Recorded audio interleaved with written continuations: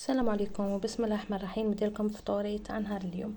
هنا درت الحريره كما راكم تشوفوا، ودرت جلبان مرقه مع الفخذ تاع الدجاج والبطاطا المقليه.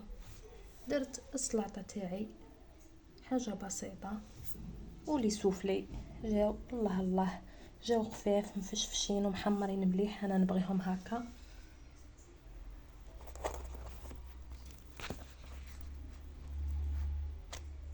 وشهية طيبة وصحة فطور الجميع.